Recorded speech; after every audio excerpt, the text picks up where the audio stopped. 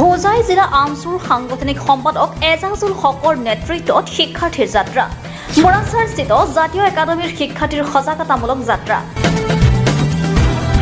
হোজাই জিলাৰ ক্ৰমাৎ বৃদ্ধি পোৱা পথ দুৰ্ঘটনা ৰোধৰ উদ্দেশ্যে চলিল এই যাত্ৰা মুৰাচাৰ জাতীয় একাডেমী শিক্ষাৰ্থীয়ে হাতে হাতে পোষ্টাৰ প্লে কাৰ্ড লৈ পথ সুৰক্ষা সজাগতা যাত্ৰা উলিয়ায় Sanjay Sumrin of 9th standard. I belong to Jatiya Academy Murachar. So आज होजाई जिला शिक्षा विभाग के निर्देशना के अनुसार हम जातीय एकेडमी मुराजर के स्टूडेंट रोड सेफ्टी के एक रैली निकाला है। उसका मकसद यही है कि हमें रास्ते पर धीरे से गाड़ी चलाना चाहिए और हेलमेट का प्रयोग करना चाहिए।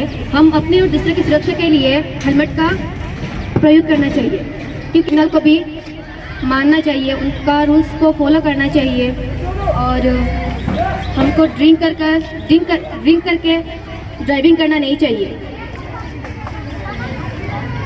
My name is Zaira Noureen. I read in 9th standard. I belong to Jatiya Academy Murachar. So आज हम जातीय अकेडमी के स्टूडेंट होजाई जिला शिक्षा विभाग के अनुसार हम जातीय अकेडमी के स्टूडेंट आज मुराचर पर एक यात्रा निकाले हैं। उस यात्रा का मकसद ये है कि हम रास्ते पर जब कार ड्राइविंग करें तब हमें सीट बेल्ट लगाना चाहिए और सीट बेल्ट लगाते समय हमें ध्यान रखना चाहिए अगर कार को कोई एक्सीडेंट हो जाए तो हमारी जान को खतरा हो सकती है और बाइक और स्कूटी चलाते वक्त हमें हेलमेट यूज़ करनी चाहिए और हमें रास्ते पर शराब नहीं पीना चाहिए। शराब पीते समय हमारी जान को खतरा भी हो सकती है। जब हम खड़े हो तब ट्रैफिक सिग्नल को फॉलो करना चाहिए, ट्रैफिक पुलिस को भी फॉलो करना चाहिए और अगर हमने एम्बुलेंस को देखा तो एम्बुलेंस में कोई जो पेशेंट होते हैं उनकी हेल्प भी करनी चाहिए और एम्बुलेंस को देखते समय हमें वहाँ से हटना चाहिए। জনসাধাৰণক সজাগ আৰু সচেতন কৰাৰ উদ্দেশ্যেৰে বিভিন্ন ধৰণৰ বাতৰনাট প্ৰদৰ্শন কৰে জাতীয় একাডেমী শিক্ষাৰ্থীয়ে। উল্লেখযোগ্য হোজাই জিলা শিক্ষা বিভাগৰ সহযোগত এই প্ৰশংসনীয় পদক্ষেপ বিদ্যালয় কৰ্তৃপক্ষই লয়। বিগত কিছুদিন ধৰি হোজাই জিলাত পথ দুৰ্ঘটনাৰ সংখ্যা ব্যাপক হাৰত বৃদ্ধি পোৱাত কেইবাজনো লোকে প্ৰাণ হেৰুৱাইছিল। দুৰ্ঘটনা মুক্ত অঞ্চল গঢ়াৰ লক্ষ্যৰে এনে পদক্ষেপ গ্ৰহণ কৰে মুৰাচাৰ জাতীয় একাডেমীৰ শিক্ষাৰ্থীয়ে। ধন্যবাদ। হোজাই জিলা শিক্ষা বিভাগৰ নিৰ্দেশনাত জাতীয় একাডেমীৰ পৰা আমি মুৰাচাৰ উচ্চতৰ মাধ্যমিক বিদ্যালয়লৈকে আমি ৰোড সেফটি এৱাৰনেছ প্ৰগ্ৰাম আয়োজন কৰিছোঁ।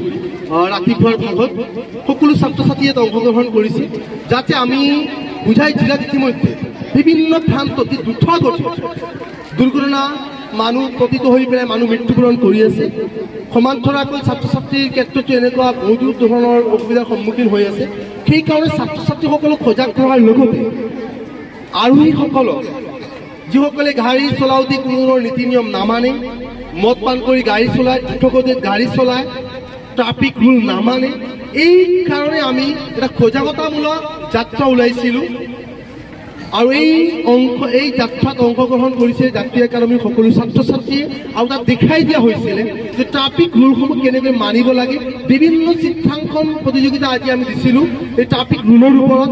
এওঁলোকে লিখি ইমান ধুনীয়াকৈ আৰ্ট কৰি আনিছে আৰু তাত আমি ভালকৈ বুজাই দিছিলোঁ যে কোনটোক কেতিয়া মানিব লাগে আৰু কোনটোৰ অৰ্থ কি আছে। এই চিন যিবিলাক আছে বা যিবিলাক টেম্পলছ আছে এইবিলাকৰ অৰ্থটো কি, সেইকাৰণে আমি ছাত্ৰ ছাত্ৰীক আজি ভালকৈ এই আমাৰ ৰেলী দিয়াৰ পিছত আমি ছাত্ৰ ছাত্ৰীসকলক বুজাই দিছোঁ আৰু আমি আশা কৰিছোঁ আমাৰ ছাত্ৰ ছাত্ৰীৰ লগতে এই সমাজ ব্যৱস্থাত প্ৰতিখন বিদ্যালয়ৰ শিক্ষা অনুষ্ঠান ছাত্ৰ ছাত্ৰীৰ লগতে প্ৰতিজন গাড়ী চালকে যাতে ট্ৰাফিক ৰুল বা যান বাহন পৰিবহণৰ যি নীতি নিয়ম সকলো মানি চলে তাৰ কাৰণে আমি এই ৰেলীটো আমি আগবঢ়াইছিলোঁ।